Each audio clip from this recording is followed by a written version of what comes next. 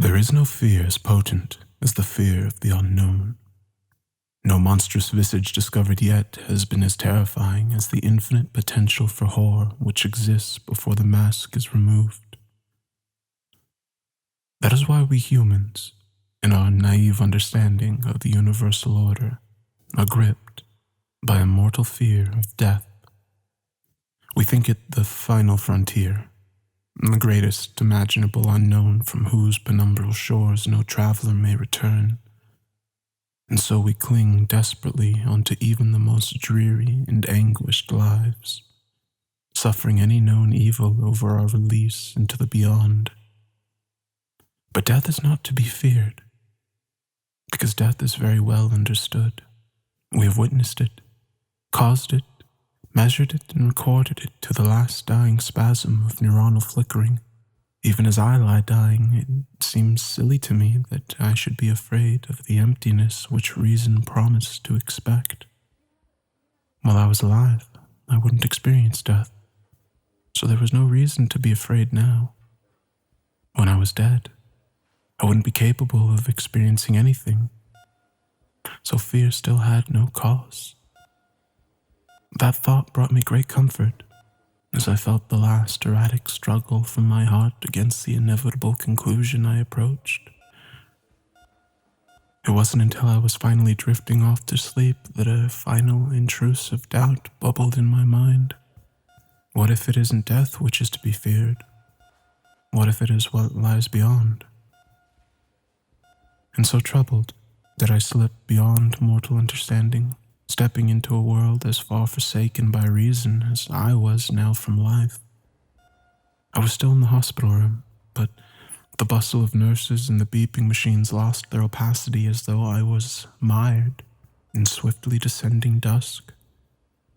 It seemed as though every sound was an echo of what it once was, every sight a reflection. With each passing moment, the world was becoming less real. But all that sight and sound, all that being, it wasn't simply disappearing. It was transforming into a figure beside me. The less real my room became, the more real the figure was, until presently it existed in such sharp actuality that nothing beside it seemed real at all. His cloak was black, not the color black, but its essence. It was as though seeing a tiger after a lifetime of looking at a child's cruel drawing and thinking that's all a tiger was. Reality flowed around his scythe like a brush through watercolors, and I could see each elementary particle in time itself sunder across its blade. Surely this, I thought, this is why we are taught without words to fear death. I clutched at my hospital blanket to cover from the intensity of the Reaper's presence, but the once soft cotton now flowed like translucent mist through my hands. I knew in that moment that nothing could hide me from the specter's grasp, for he was the only real thing in this world.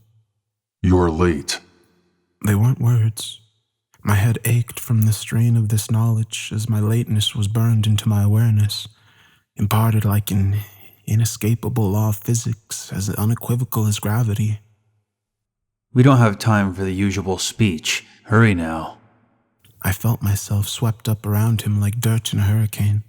Before I knew what was happening, we were outside of the hospital, moving at such a frenzied pace that the world around me blurred into a dizzying tunnel of flashing light.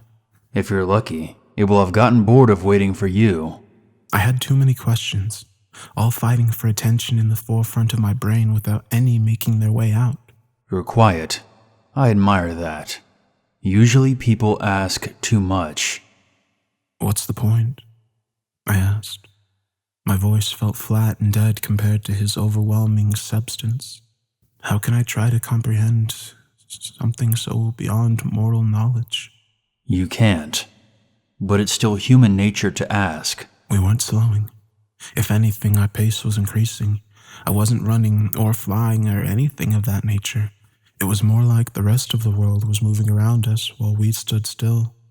A vague darkness and a heavy damp smell made me guess that we'd gone underground, but I couldn't say for sure. One question. Then, I asked, "What else is here beside you?" And that is why questions are pointless. Death is not a place or a person. It's all there is. Troubling thought, but made more so by the growing howl which began reverberating the rocks around me. We still seemed to be descending into the earth, and the air was growing warmer and denser now. The sound continued to mount as though the world itself was suffering.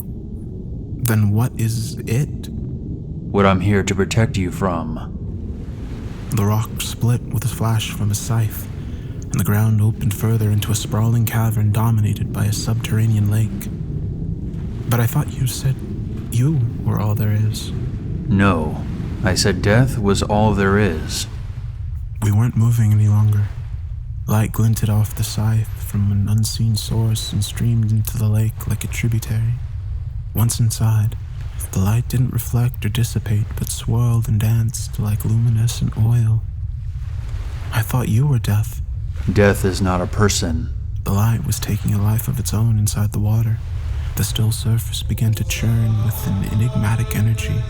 It took my scattered mind a long while to realize that was the energy flowing into the lake. I still felt tangled up with the figure, but we now existed as a beam of light boiling into the water. I knew I wouldn't understand, but that didn't stop me from feeling frustrated. If death is all there is, then what is it? What was waiting for me? The water pressed in around me and I couldn't speak, although I could still draw breath somehow. It is here. Something was in the water with me. Hands grabbed me by the legs and began dragging me downward. I was amazed to even discover that I had limbs again. They felt so alien to me that it was almost as though the body was not my own. Light flashed from the scythe. Then again, the hands let go. The howling rose once more. The Reaper was fighting something, although I couldn't make any sense of the battle except for the madness of thrashing water. The howling earth reached its crescendo. The screams made the water around me convulse and contract like a living fluid. Had the Reaper cut it? Was I safe? I began to explore my new body in the water, but just when I thought I was beginning to gain control, the hands clutched at me once more. I lurched downward, struggling in vain against their implacable grip. "What is here?" I tried to shout against the suffocating liquid. "What is happening?" But I couldn't sense the Reaper's presence any longer. The heat was unbearable, but the cold depths the hands were dragging me toward was even worse. I became aware of a blinding light at the bottom of the lake, and though I struggled, the hands dragged me inexorably downward. I'm sorry. I couldn't fight it off. We will try again next time. The pressure, the heat, the noise, the hands dragging me into the blinding light. I closed my eyes and screamed. I was free from the water now, but I just kept screaming. I couldn't bear to look at it. Whatever had stolen me, whatever was death but wasn't, whatever even the Reaper could not defeat. Then words spoke. Real human words from a real human mouth. My senses were so distraught that I couldn't make sense of them, but I'm guessing they were something like, "Congratulations, he's a healthy baby boy." Most people can't remember the day they die, or the day they were born. I happen to remember both, and I know that they are the same.